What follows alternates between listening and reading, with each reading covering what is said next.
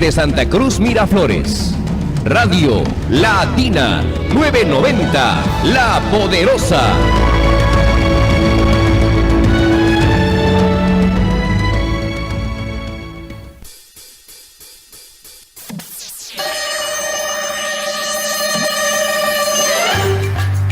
Programa por la seguridad jurídica, con lo más importante de la información jurídica legal en defensa del Estado de Derecho y de los derechos humanos, y su bloque estelar, El Notario te saluda, bajo la dirección jurídica de la Notaria de Lima, doctora Clara Carnero Ábalos, y la producción y conducción periodística de Ángel Ruiz Maldonado, aquí en Latina, La Poderosa, los sábados a las 4 de la tarde. Participe con sus preguntas o comentarios vía fonos 441-4512 o el 422-8810. Por la seguridad jurídica, bienvenidos, sintonícenos en la AM990 o vía www.radiolatina.com.pe.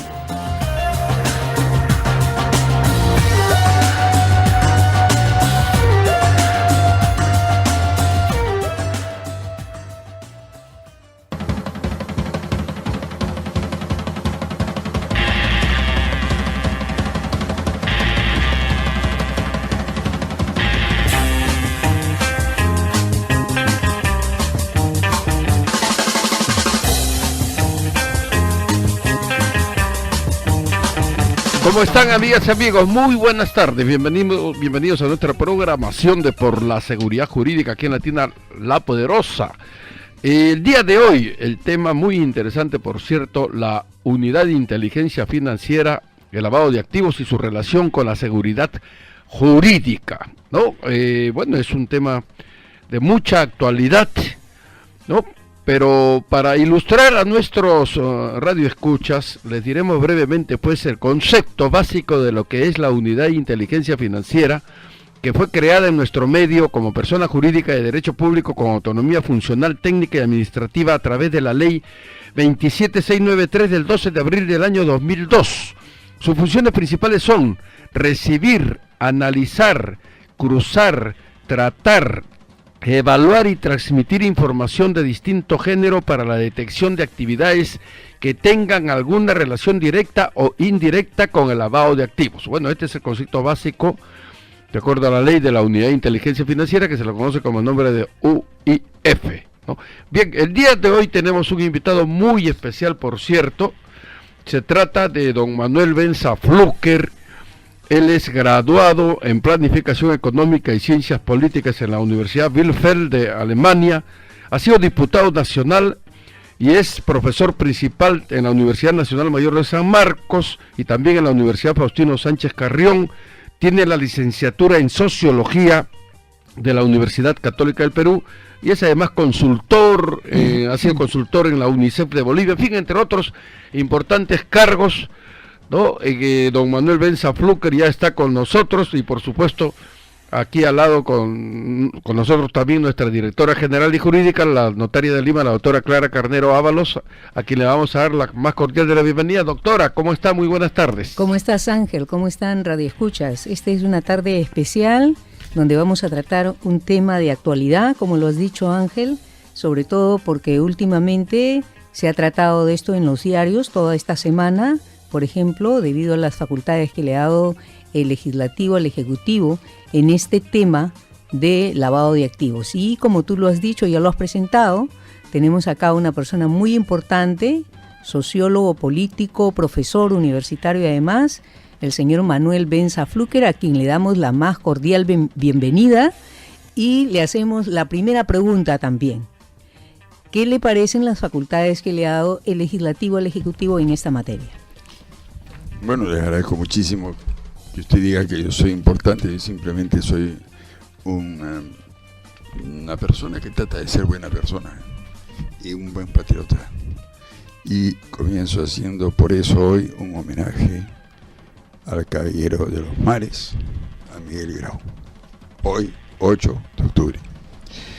Bien, efectivamente, como ha dicho Ángel, la unidad de inteligencia financiera se creó con los objetivos que él ha enumerado. Luego, en el 2004, se dio la ley 29038, que otorgó aún mayores atribuciones a la unidad de inteligencia financiera. Se basó en la anterior, pero la perfecciona.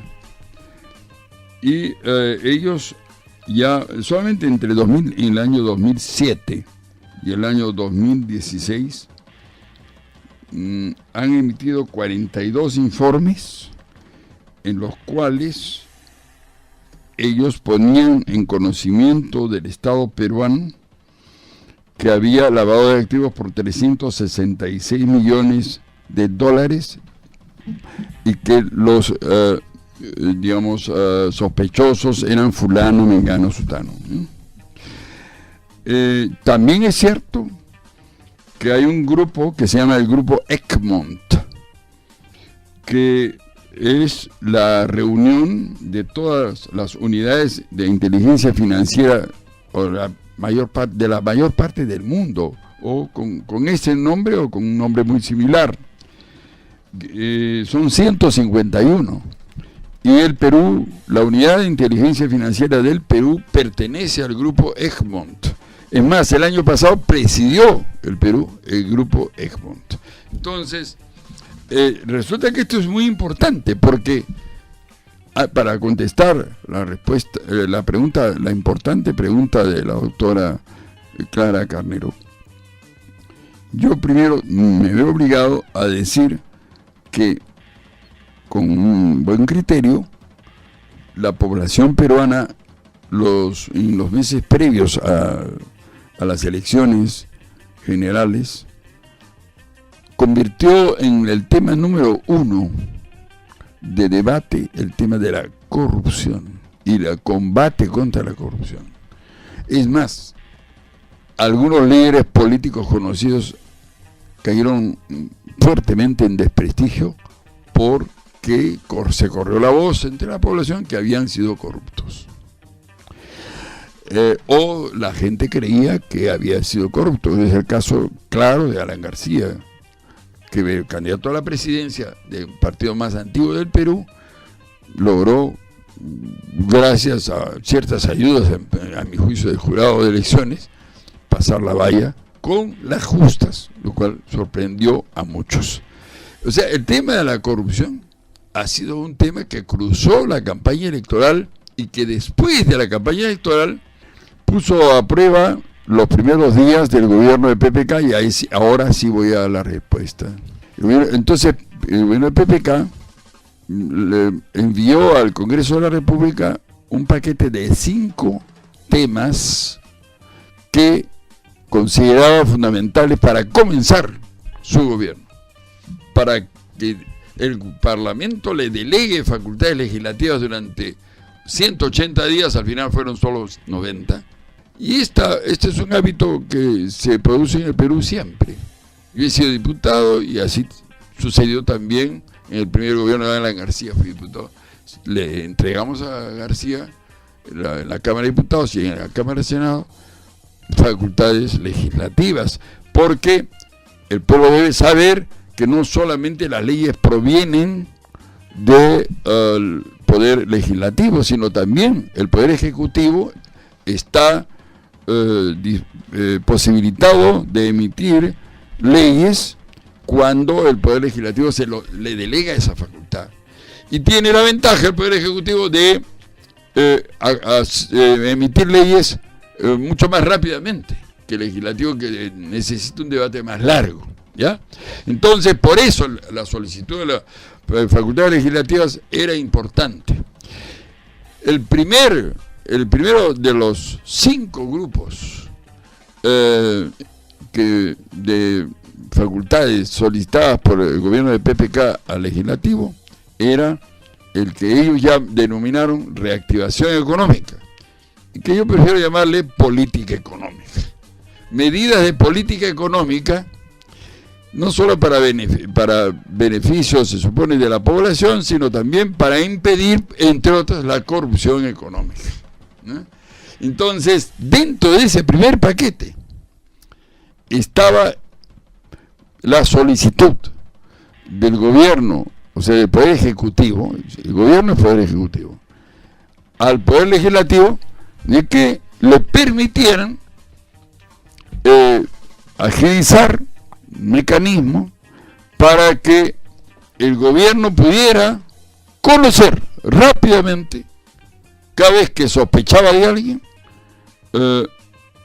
que pudiera conocer por parte de la unidad de inteligencia financiera si había sospecha o no, o cuál podía ser el origen del dinero de tal o cual persona, o de tal o cual institución, o empresa, o qué sé yo.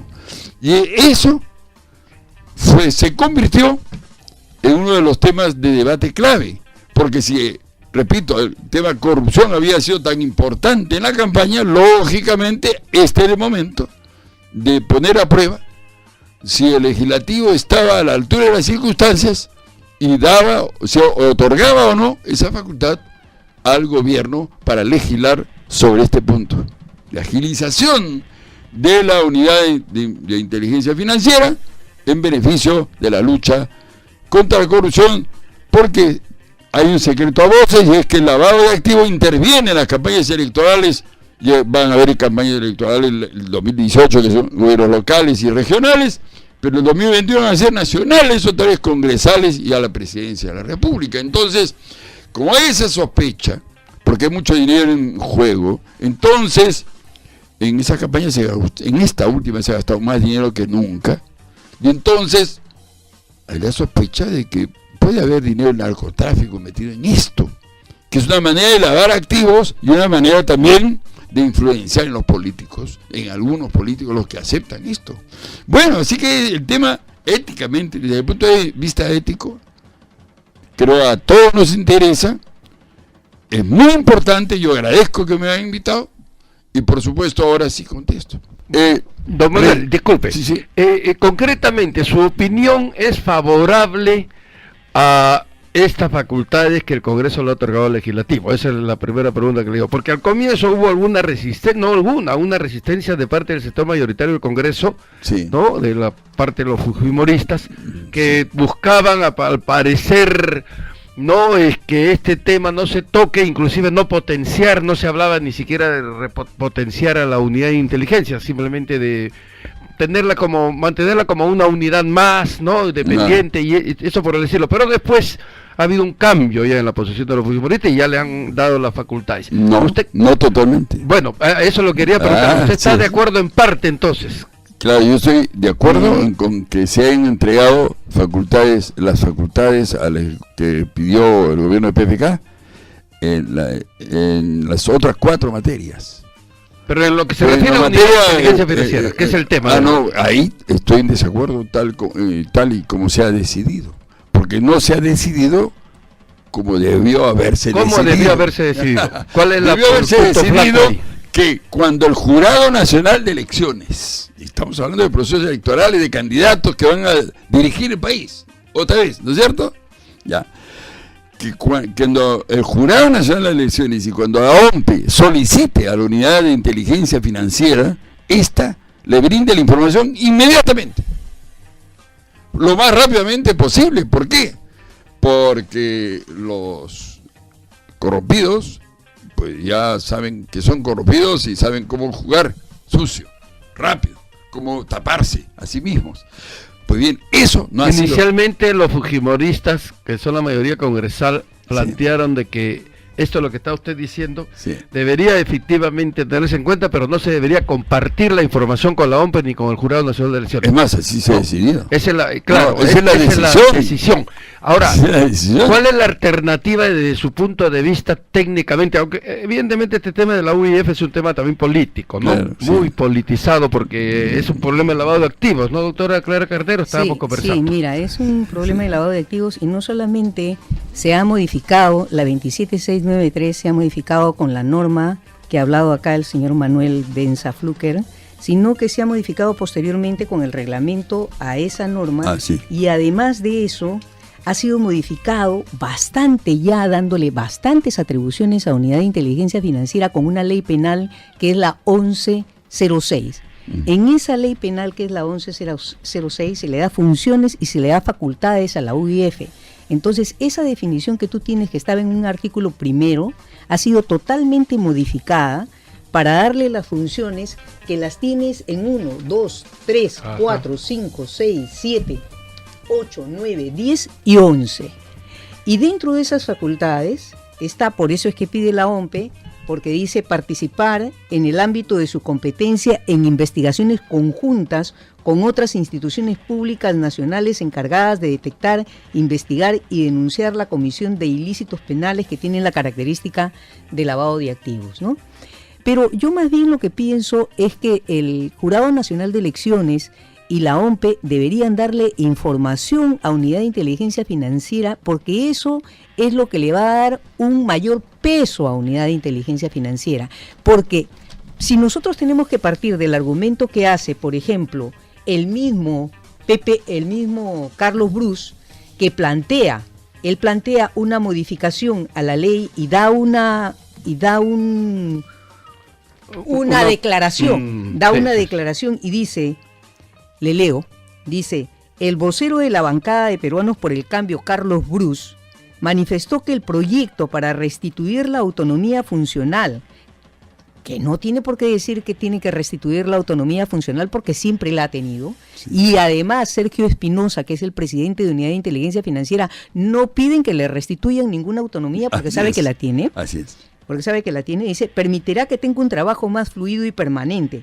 Precisó que se trata de una oficina que está en la Superintendencia de Banca y Seguros, adscrita a la Superintendencia de Banca y Seguros, dice, y que no tiene dentro de sus funciones, la Superintendencia de Banca y Seguros, los roles de persecución de dinero ilícito y lucha contra la corrupción. Es verdad que no tiene, pero sin embargo, dice, o sea, ¿qué salida da? ¿Cuál sería adscrita a qué? Pero lo raro de todo esto es que en el proyecto de ley, porque él dice, la SBS no tiene estas funciones de persecución del dinero ilícito, pero él mismo presenta un proyecto de ley el 29 de septiembre y en el artículo primero, que dice ley que restituye la autonomía de Unidad de Inteligencia Financiera, lo que dice es que debe estar adscrita a la Superintendencia de Banca y Seguros. Se contradice totalmente. Sí. Entonces, se contradice a don Carlos Bruce, ¿no? Totalmente. No, es que, como usted dijo una vez, doctora, creo que con mucha razón, el tema de lavado de activos y de la misma Unidad de Inteligencia Financiera es prácticamente ignorado por muchos, incluyendo a muchos políticos, ¿no? Y lo toman como una cosa así muy superficial y no tienen un cabal conocimiento, porque es una contradicción de don Carlos Bruce muy profunda y no se ve que no tienen ni idea de lo que es, creo, la UIF. Y da las declaraciones en el comercio, nada menos. Ni siquiera sabía de que tiene autonomía, ¿no? Funcional. Porque la UIF, porque la autonomía funcional claro la tiene desde el principio. Es más, Sergio Espinosa declara el actual jefe de la UIF, que a ellos les ha convenido pertenecer a la Superintendencia de Banca y Seguros, porque la Superintendencia de Banca y Seguros lo que ha hecho es proporcionarles el dinero para que puedan contratar más trabajadores, para que puedan contratar, para que tengan mejor tecnología, para que tengan mejores recursos. Mayor capacidad de investigación. Exactamente, mayor capacidad de investigación. Y entonces lo que se ha resuelto, ¿qué le parece esto? Le pregunto, dice, fortalecer el sistema de lucha contra el lavado de activos y financiamiento del terrorismo, específicamente en lo referido al secreto bancario y la reserva tributaria por parte de la Unidad de Inteligencia Financiera, contando con autorización judicial del juez penal. Sí. Esta salida fue porque constitucionalmente tú no puedes afectar el secreto bancario.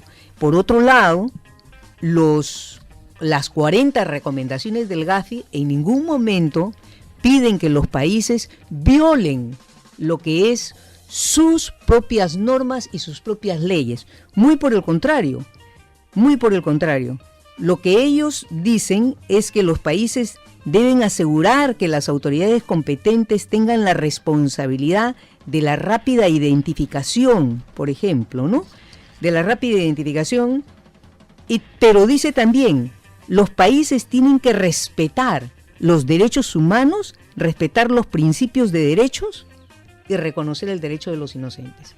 Entonces, evidentemente, se tiene que pedir la autorización judicial, porque si no, ellos estarían obrando en contra de la ley. O sea, el Gafi no pide en ningún momento. El argumento a mí me pareció de lo más traído de los cabellos, dar como argumento, por ejemplo, que teníamos que estar al nivel de los demás países. A ver, a nivel de los demás países, porque todos los países lo hacen, no ese es el argumento. O sea, si los demás países lo hacen, yo también lo tengo que hacer. No, el argumento tiene que ser, ¿dónde está en las normas o en las recomendaciones de OCDE?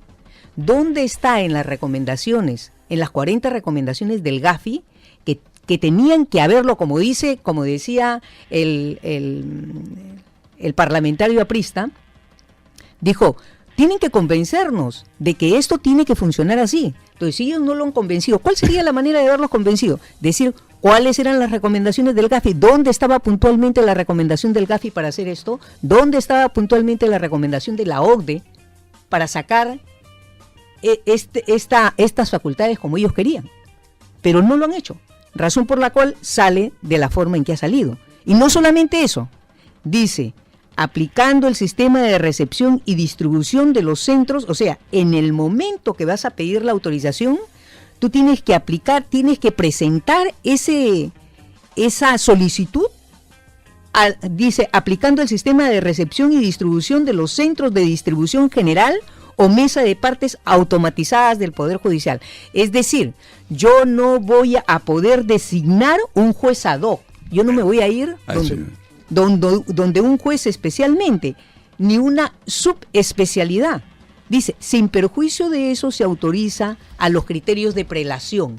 O sea, dale importancia, pero no me nombres jueces ad hoc, pídeme las autorizaciones como corresponde y preséntalos en tu mesa de partes. Así es. ¿No? Al juez de turno. Y preséntalos. A los jueces que no son especializados, ¿no? Porque los jueces ad hoc son especializados. Eso era lo que la mayoría fujimorista planteó inicialmente.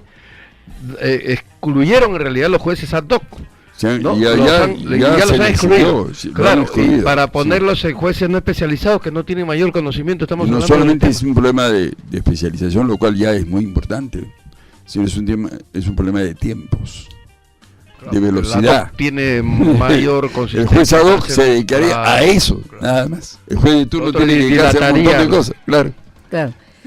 Sí.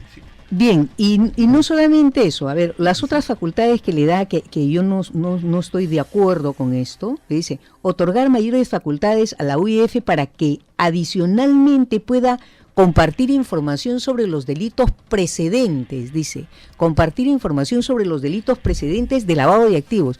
La función de la UIF no es detectar los delitos precedentes. La función de la IOF son detectar el lavado de activos. Sí, pues. Los delitos precedentes están para el juzgado. Así es. No el lavado de activos sí es una función específica de la UIF y es lo único que la UIF tiene que ver y que recibir la información de todos los sujetos obligados. Y esos sujetos obligados están los bancos, están las agencias de viaje, están las agencias de aduana, están los martilleros públicos, están los casinos de juego, los notarios públicos, son clave. Están los ¿qué más? Los los abogados debieran ser también todos los abogados, ¿no? En la norma penal, en la 1106 han nombrado como organismo supervisor al Colegio de Abogados. Y sin embargo, es un saludo a la bandera porque en este momento los abogados no son sujetos obligados, que sí lo son en el extranjero, que sí lo son los contadores tampoco son sujetos obligados, y la recomendación del Gafi sí en ese sentido es que sean sujetos obligados los abogados y los contadores. Doctora, haciéndole una pregunta colateral a lo que está usted exponiendo, me imagino que los propios notarios tendrán ahorita alguna preocupación, ¿no? Porque habida cuenta de que doña Marisol Tello es ministra de Justicia, que es notaria también, ¿no? Que va a tener una gran responsabilidad en este tema de los nuevos decretos de ley del Ejecutivo, que con las facultades que posiblemente tengan que hacer una serie de enmiendas, doctora, ¿no? Mira, acá está, justamente, Claves. a eso iba, señor Mariano, mire, a eso iba. Otra de las facultades que le ha dado es modificar el régimen de los sujetos obligados. Modificar el régimen. Nosotros somos sujetos obligados, los bancos esencialmente, porque por ahí es por donde se da todo el lavado de dinero, a través de los bancos, grandes cantidades de lavado de dinero, ¿no?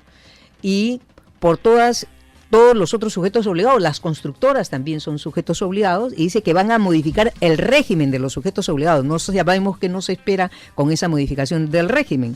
Y dice, y de supervisión de sujetos obligados. O sea, que van a crear probablemente más organismos supervisores para ver a los sujetos obligados. Pero lo cierto es que Unidad de Inteligencia Financiera ni siquiera se da abasto para recibir toda esta información. Ni siquiera se da abasto.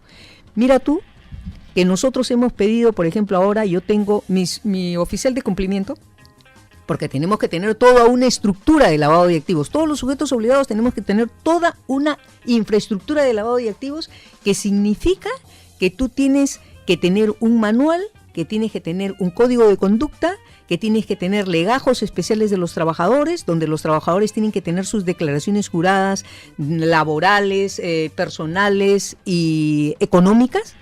Tienes que dominar determinados conceptos, como son eso, el sujeto obligado, los PEP, las personas expuestas políticamente, los umbrales, las señales de alerta, los beneficiarios finales, en fin, tú tienes que tener toda esa información. Entonces, claro, a nosotros, ¿qué nos espera ahora con toda esta, modificar el régimen de los sujetos obligados? No sabemos qué va a pasar a futuro. Puede haber sorpresas. Don Manuel Benza Flucker, Sí. que está como invitado el día de hoy, quería hacerle una pregunta un poco sociológica, ¿no? Ya que también es sociólogo, para Claro que salirnos sí, un claro poco que también sí. del tema ya técnico. Es un tema bastante complejo, como ustedes ven, ¿no? Es muy importante. Muy importante, pero también Sí. bien complejo, Sí, muy así es. técnico, hay que saber un poco de economía Sí. y todo eso, ¿no? Y aquí estamos con la autora y yo personalmente tengo un legajo aquí de información, ¿no? Para poder transmitirla. Sociológicamente, doctor Manuel Benza, ¿no? Porque usted tiene también maestrías, ¿no? En Sí. su campo, como economista y sociólogo. ¿Cómo percibe usted el efecto, ¿no? En la sociedad que pueden tener este tema de lavado, que tiene que tiene el tema de lavado de activos? ¿Cómo lo percibe usted? ¿Usted cree que la gente está realmente concientizada ya con este tema o hay alguna ignorancia todavía en mucha gente? Hay una proporción de la población que está preocupada por la ética, porque la ética siempre preside a la política y preside a todo. Pero los sociólogos, en nuestra jerga, siempre cada profesión tiene la suya. Hablamos de anomia, ¿no? La anomia es el vale todo, todo vale. Es decir, es la relativización de la ética. Claro, está bien, hay que ser honrado, pero resulta que yo por honrado estoy fregado, porque ya ves tú, vive en una casita alquilada y el vecino del frente se ha hecho rapidito, en un solo pase nomás de droga. Uno, porque él no va a hacer dos, sino uno nomás, un hito. Se ha hecho un edificio de 6 pisos, ha alquilado de los 6 pisos, en un par de cuartitos vive él, y en primer piso están las tiendas. Ahora tiene un montón de ingresos, tiene 3 automóviles, sus hijos han ido de viaje, están estudiando en el extranjero, y yo acá, por honrado, fregado. Así que si me liga un pasecito, ¿por qué no voy a hacer lo mismo? Entonces eso ha comenzado a crecer en la sociedad peruana. Hay algunos estudios sociológicos que dicen lo siguiente, más o menos, grosso modo, que en los pueblos pequeños delante hay poca anomia, siempre, digamos, poca proporción, 5, 6, 7%, ¿ya? Que en las ciudades más comerciales de la sierra y de la costa, la anomia aumenta hasta aproximadamente el 50%. Pero que en Lima la anomia está presente en mayor o menor grado en la población en más de un 80%. Significa eso que es bastante común, bastante frecuente, desgraciadamente frecuente, aquello de que uno diga soy honrado, pero en la práctica esté dispuesto a aceptar deshonestidad, ¿ya? Porque se le ve como algo natural ya. Natural. Y estamos viendo que ese lema que él derroba, pero que hace obras, ¿no? Funcionó muy bien. Claro. Inclusive en una última encuesta, increíblemente, ¿no? No quiero mencionar un nombre específico, pero ya ustedes se imaginarán, le dicen que apoyan su gestión de 60 y tanto %, muy bien está la gestión, Está pero por subiendo. otro lado le dicen, Sí. usted pregunta que el señor sí roba, pero roba, pero hace horas, también el 70%, al final lo consideran como Ya, algo natural. Eso es anomia, ¿ya? Esa es anomia. Anomia, sí. Entonces resulta ser que mucha gente cree que el discurso del honrado es falso. Cuando fui candidato y tú nos hemos conocido en ese trance, y yo te agradezco mucho que las entrevistas que me hiciste en esta radio y también a los propietarios. Yo distribuía, ¿te acuerdas? Mi volante por la calle. Iba y conversaba con la gente y muchos me decían, yo no te olvides, he sido elegido con el mismo sistema del año 85 y nadie jamás me dijo, oiga, todos son iguales, todos son unos rateros, por ejemplo, algo que me decían muchos todos los días. Otros me decían, ya, por último, señor, mire, toda esta parte del mercado, yo soy el dirigente, vota por usted, pero ¿cómo es? Por ejemplo, ¿ya? Es decir, ya me estaban pidiendo, ¿cómo es? Y yo me decía tonto, no entiendo.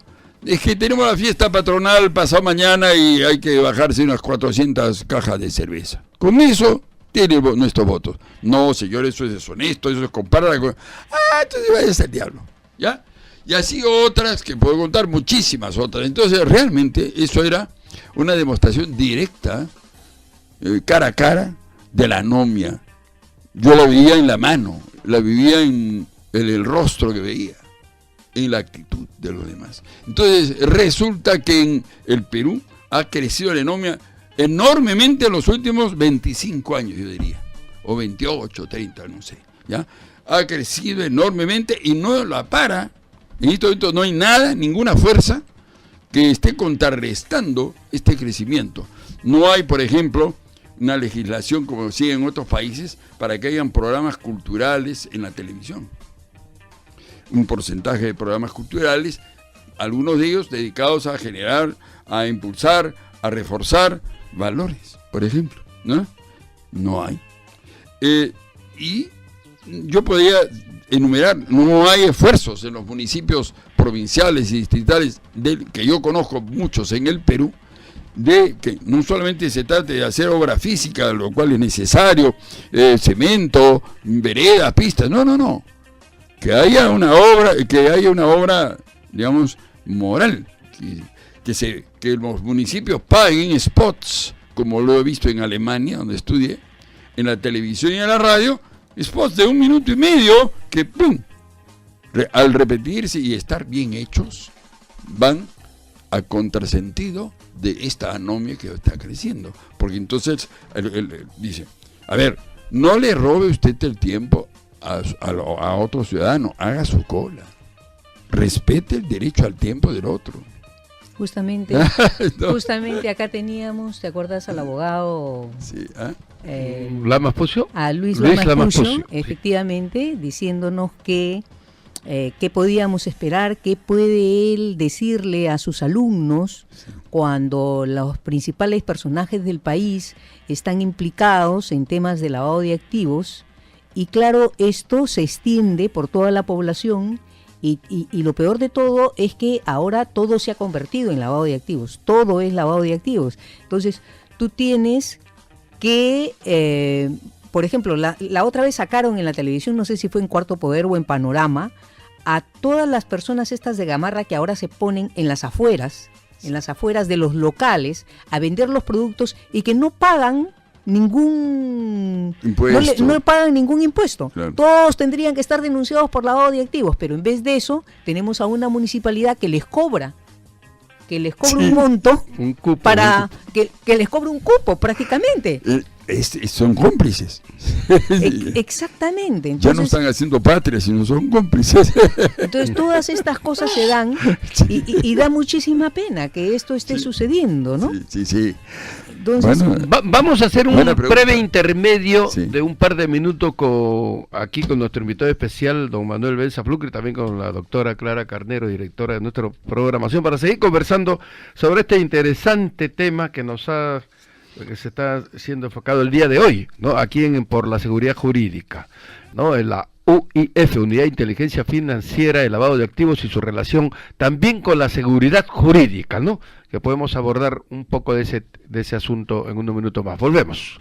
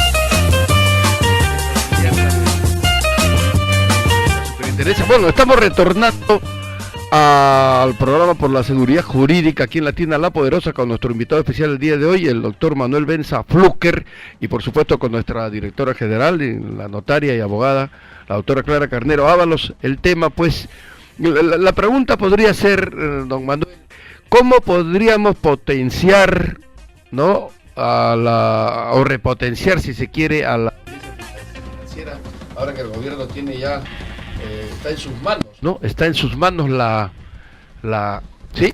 ¿Está bien? No, está en sus manos este tema y tiene la libertad para eso. Habrá que algunos piensan que habría que hacerla con una especie de ministerio para darle mayor autonomía, o quizás también desafiliarla de la superintendencia de banca y seguro, en fin, ¿cuál es su opinión? No estaría yo de acuerdo en que se desafilie a la SBS, porque si no tendría recursos, lo acaba de explicar muy bien la doctora. Y el legislativo le ha dado parámetros al ejecutivo. El ejecutivo no puede inventarse parámetros en estos temas porque justamente fueron preguntados y entonces, o solicitados, y el legislativo le ha dicho sí, pero hasta acá. Esto no. Aprovecho, perdón, porque es lo mismo. También dentro del paquete se aprobó lo siguiente: que todas aquellas grandes empresas, suelen ser grandes, que tienen algún problema judicial con la SUNAT, pues van a ser amnistiadas, ¿no? Así es. Y puede haber mucho lavado de activos también, ¿no? Mucho lavado de activos ahí. Puede ser que muchas de estas hayan sido el resultado de ese proceso. Pero por otro lado, de aquellos peruanos que se fueron a paraísos fiscales y que nunca pagaron un impuesto al Perú, ¿no? Entonces ahora también dentro del mismo paquete se permite que esos peruanos traigan esos capitales y que no haya ninguna retaliación, digamos, ningún impuesto que tengan que pagar, ninguna obligación. Es decir, en otras palabras, con tal de que traigas tu plata, no importa que hayas delinquido. No. Me permito Sí. corregirlo. A Bueno. ver, acá tengo las facultades. Dice, el punto 6 dice, establecer un régimen temporal y sustitutorio del impuesto a la renta para los contribuyentes domiciliados en el país que declaren o repatrien e inviertan en el Perú las rentas no declaradas y generadas hasta el 31 de diciembre del 2015. ¿Qué quiere decir las rentas no declaradas? Es decir, yo peruano que resido acá en el país, tengo una empresa en el extranjero que me da una renta, Sí. y esa renta yo la voy a tener que declarar. Esa renta que me da esa empresa, o si tengo inmuebles en el extranjero que me dan una renta, esa renta yo la voy a tener que declarar. O si tengo bonos, he comprado bonos, estoy en la bolsa de valores de americana, europea, y me da una renta, esa renta yo la voy a tener que declarar. Y dice, el porcentaje de este impuesto, que si va a haber un impuesto a esa renta, el porcentaje de este impuesto será del 10 al 12% para los que declaren, y del 5 al 8% para los que repatrien e inviertan en el país. Pero además agrega, dicha medida no incluye a los contribuyentes con responsabilidad penal ni exime de las normas relativas a la prevención y combate de delito de lavado de activos y financiamiento del terrorismo. Eso último es lo más importante. Claro. Eh, Entonces, el tema es el siguiente. Estas personas tendrían que estar locas, pues, para traer No lo van a traer, claro. No lo tendrían van que a estar traer. locas para traer los capitales, porque si de todas maneras yo reconozco, encima te pago impuestos y me vas a investigar, sí. no te traigo nada. No Claro. traigo los capitales. Es Es una como locura. una llamada, más bien una señal de alerta que les dicen, o le están diciendo subliminalmente, no traigan, no repatrien, ¿no? Yo quiero Los contar capitales. algo que Cuenta. no le contaba a nadie. Ah, en primicia, Sí, dentro de pero la es que es primicia, un bueno. caso personal. A ver, tú sabes que yo he vivido muchos años en el Malecón Cisneros. Mi madre fue regidora 2 veces. Es la que expropió el malecón de la Marina y el Malecón Cisneros cuando era un terral infame. Y gracias a la que construyó los primeros parques. Y luego mi padre también fue regidor y construyó otros. Mi padre marino en retiro. El Parque Miguel Grau, entre otros, ¿no? Entonces, bien. Gracias a eso pues, tenemos los limeños y los extranjeros y los peruanos vista al mar, ¿no? Y entonces yo me siento muy orgulloso de ir. Mi madre está viva, tiene 96 años y vive ahora en el Malecón, pero no en el mismo sitio porque la casona fue vendida, ¿ya? Entonces una sexta parte de, a ver, ¿cómo es la cosa? Una sexta parte de la mitad, más o menos, me correspondió, ¿ya? Esa sexta parte de la mitad, pues yo nunca había tenido tanta plata. No era mucho, pero ya era plata, ¿no? Yo siempre me he ganado la vida con mi sueldo mensual, punto. Entonces, no he trabajado el dinero, digo. No estoy en contra de lo que lo hagan, pero no he hecho eso. Entonces, ¿quién te dice que a la semana me llaman de una entidad financiera y me citan? Y fui pues a lo que le llaman ahora el centro financiero, ¿no? Que queda por San Isidro, a un edificio enorme, lujosísimo, y ya me estaban esperando con el smoking en la puerta. Subí hasta el piso 9, creo, me atendió una señorita muy hermosa y me dijo: sabemos que usted ahora tiene tanto dinero. Dios mío. Y le Sí, hacemos no, una increíble, propuesta. Increíble. Esa- Le hacemos una propuesta. ¿Cuál es? Resuma, por favor, le dije, porque yo entiendo rápido, de manera que resuma. ¿En qué consiste la propuesta? Todo ese dinero gana usted intereses y todo lo demás, pero el Perú no se entera. Va a estar en otro lugar. Mire, yo le hago primero a usted una pregunta, señorita, y no puedo decir su apellido porque tiene parentesco con alguien muy querido para mí, que hoy día lo he mencionado al principio. Entonces, y ella me dice: total, ese señor no tiene la culpa de los descendientes. Entonces me dice, esta señorita me dice: no se va a enterar nadie y usted va a ganar fijo tanto, pero además muy probablemente tanto, y no se va a enterar nadie. Pero además, yo tengo una pregunta, señorita. Perdone, si usted quiere me la responde, si no, no. ¿Usted hace esto todos los días? Sí, siempre, todos los días, bien. ¿Y se niega a la gente? Nunca. Entonces yo voy a ser el primero en negarme. Dije. ¿Por qué se va a negar usted? Porque soy patriota y soy peruano. Además, lo primero que le tendría que preguntar a ella es, ¿y usted tiene su dinero ahí puesto? ¿Cuánto le genera? No, yo me niego y me negué. ¿No? Y entonces, y ella no podía comprender. Entonces hizo llamar al jefe de los jefes, porque no podía. La propuesta era atractiva, pues económicamente, no podía comprender, ¿no? Pero que un fulano hay el factor ético. ético. Dios mío. Ya pues. Ahí está la encuesta hecha. ¿Cuántos miles han aceptado? Y hay uno que no aceptó. Este servidor. Sí. Bueno, y a propósito de eso, pero además es interesante también saber que las personas que te proponen, las inversiones no saben nada sobre inversiones, no tienen inversiones hechas, porque si hubiesen hecho sus inversiones, las hubiesen hecho acertadamente, no estarían en el puesto donde están. No estarían ahí, serían ricos. Entonces. Bueno, pero en este caso, yo rápidamente lo digo, acabo de escuchar una interesante disertación de Francisco Durant, que ha investigado quiénes son los nuevos 12 apóstoles. Ya no son los mismos de la época de García, quedan 5 de esos, y hay 7. Y entre los 7 está justamente el dueño de ese holding que me estaban ofreciendo. ¿Ya? O sea que sí, efectivamente, sí. Ese holding existe. Y genera gran cantidad de dinero. Sí.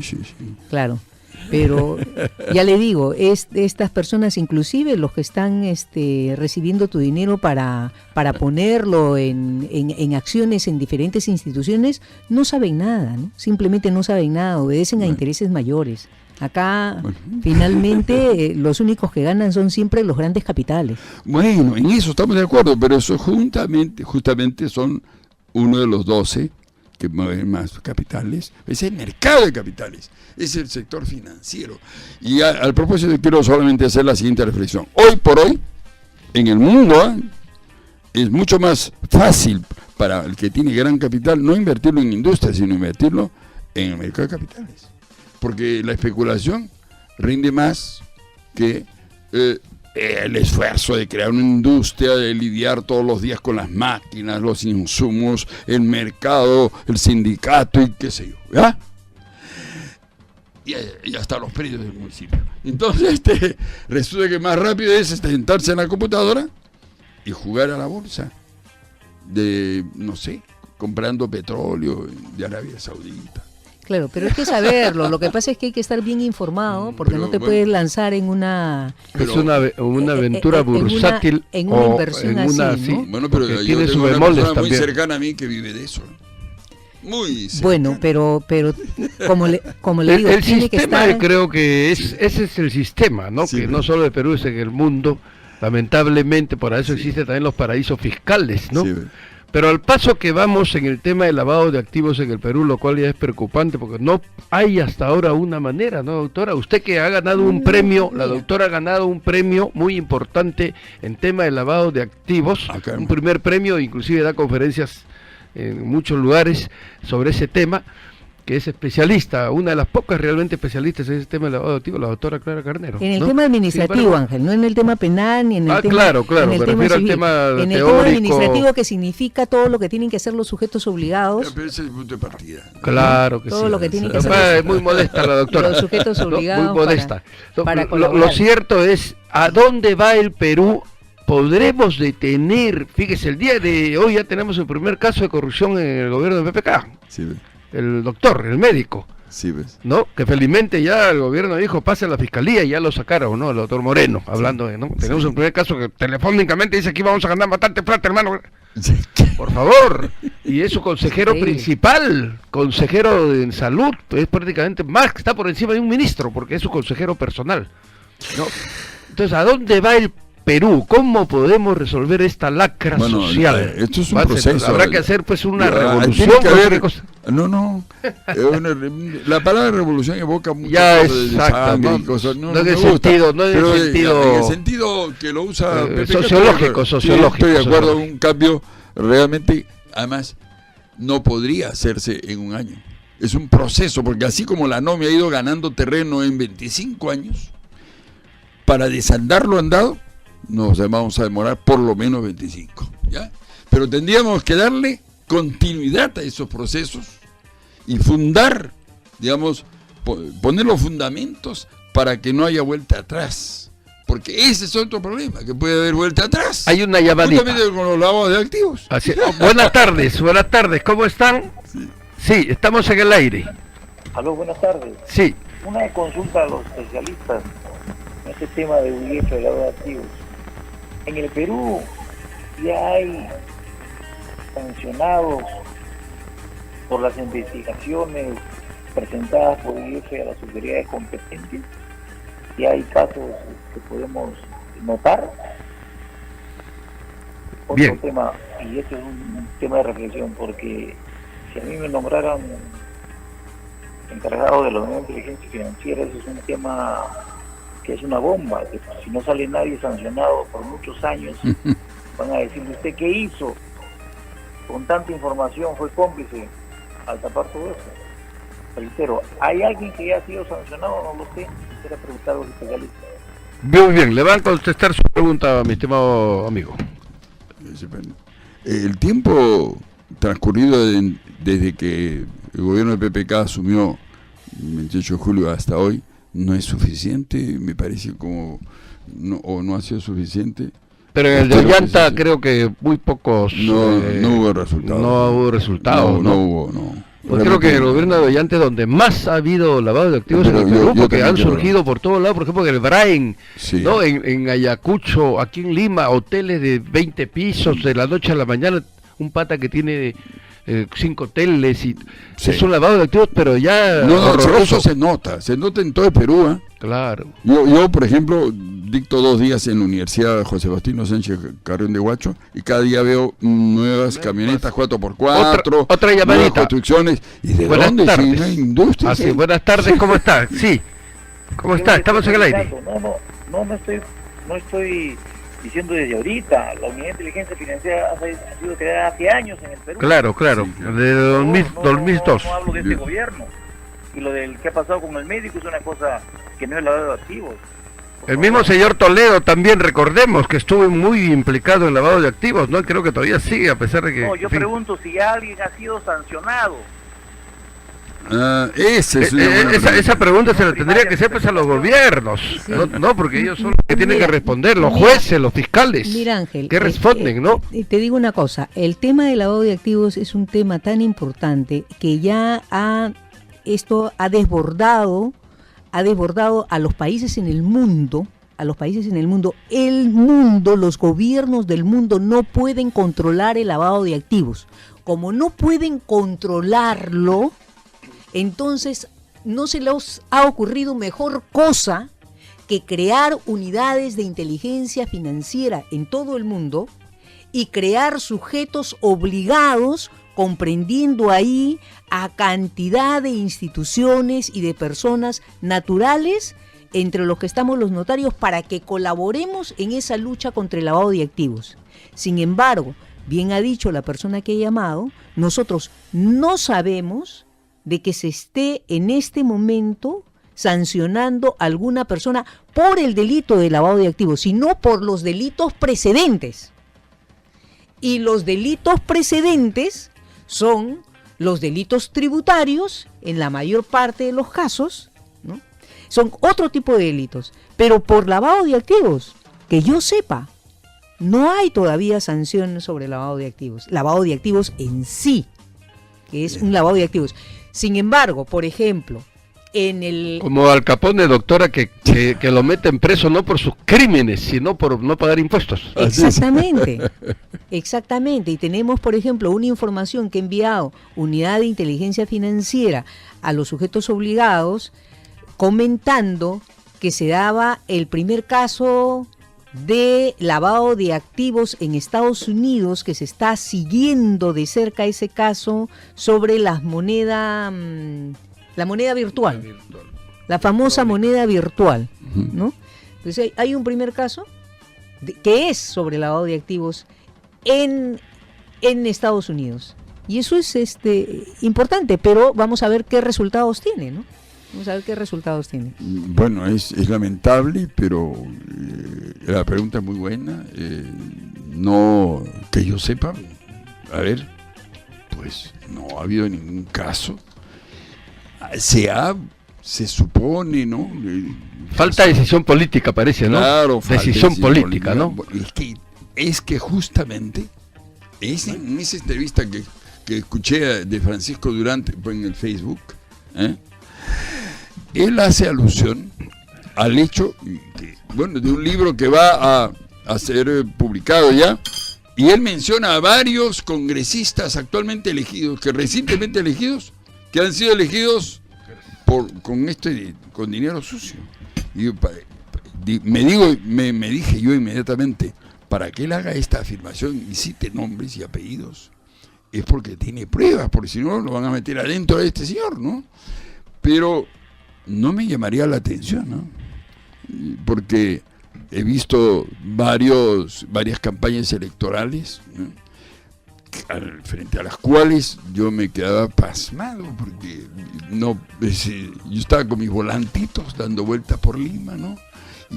Y veía unos avisos en un poste arriba, una cosa con iluminación y qué sé yo, ¿no?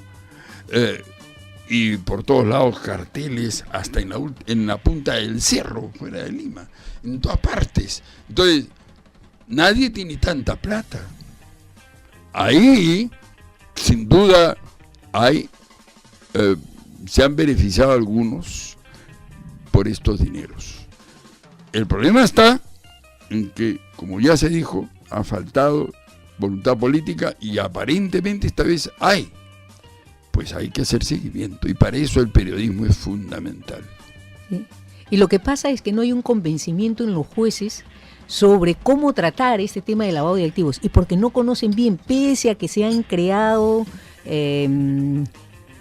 jueces especiales sobre el tema del lavado de activos, han habido sentencias contradictorias en que tú tienes que necesariamente haberlo sancionado por delito precedente, pero no es así porque el tema del lavado de activos es un delito autónomo, pero que sin embargo ahí viene el problema para los jueces, que si bien es cierto, es un delito autónomo, tú lo tienes que relacionar necesariamente con un delito precedente.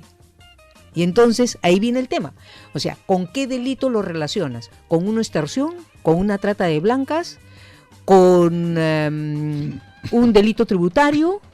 ¿Con un delito de tráfico de drogas? ¿Con un delito de minería ilegal? ¿Con qué lo relacionas? Ese es el problema, por ejemplo, en el caso de Nadine Heredia. ¿Cómo le van a probar a ella con qué delito está relacionado? ¿Cuál sería el delito relacionado con ella? Porque ella no era una funcionaria pública, no era una PEP, una persona expuesta políticamente, ¿no? Y entonces, el tema es difícil, por eso dura tanto tiempo, y aun cuando sea un delito autónomo, es mucho más difícil todavía, es mucho más difícil de probarlo. No es solamente tú tienes un desbalance patrimonial y ya te acuso por lavado de activos, porque tendrían que acusarte a ti, Manuel, porque tenías ya una importante cantidad de dinero. Oye, tienes un desbalance patrimonial, estás acusado por lavado de activos, ahora demuéstrame tú tu inocencia, ¿no es cierto? En mi caso sería fácil de demostrar. ¿No? Claro, claro, habría que, pero muchas veces ya estás implicado, pues. Sí. Entonces ya estás implicado. Sin duda. Y te piden para eso, por ejemplo, lo que está haciendo la policía y la fiscalía es pedirte de hace 20 años que tú le demuestres cuáles eran tus ahorros, cuáles eran tus cuentas corrientes, de dónde vas a sacar esa información. Imposible. Imposible. Por ejemplo, en mi caso, como soy desordenado, estoy condenado en ese caso. ¿Y por qué soy yo parte de una AFP de la cual me estoy saliendo, ¿no? Porque un buen día una señorita me abordó y me dijo: señor, sepa usted que el gobierno de Fujimori ha dado la norma por la cual si hasta el día tal, y faltaban 7 días, no me presenta usted ante tal y tal ventanilla todas las boletas de pago de sus trabajos, ¿no?, anteriores, entonces automáticamente va a ser puesto usted en una AFP. Era imposible porque yo no junto a las boletas ni nada, ¿no? Así que esperé y me cayó la quincha, pues. Yo ya sabía que no me convenía, pero no tuve más remedio, me metieron. Sí, bueno, y eso es lo que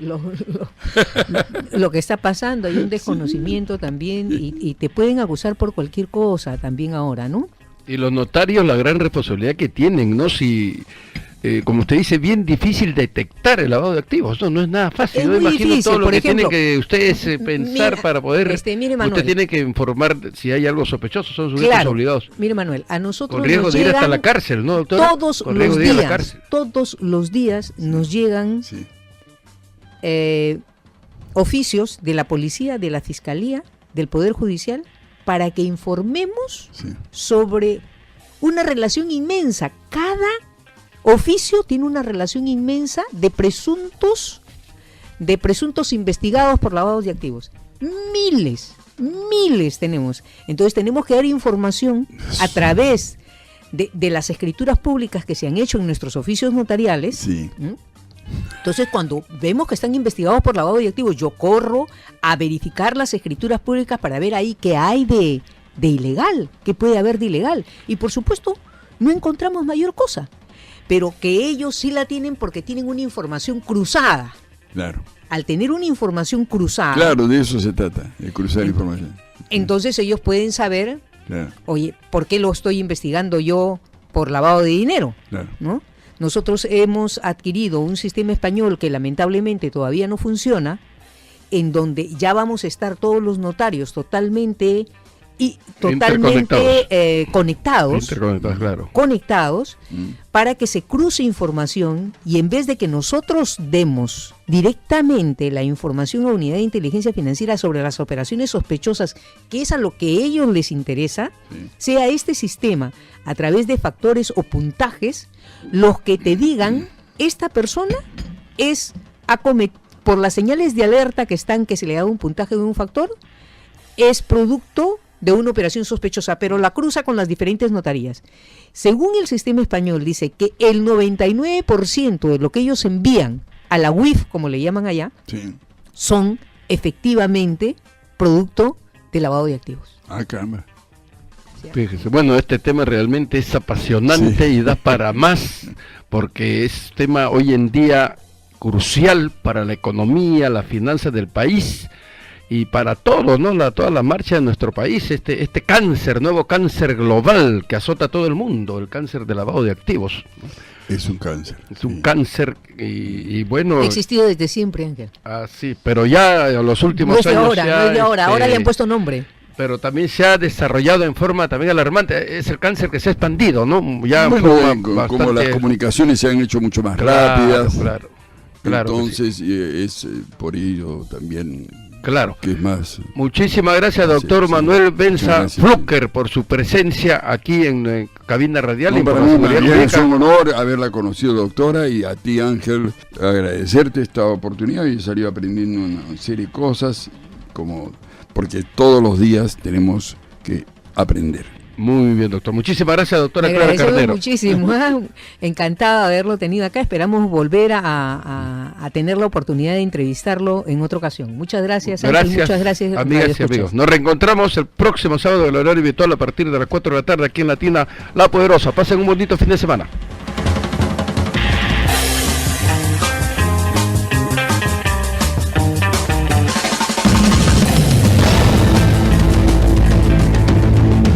Desde Santa Cruz, Miraflores, Radio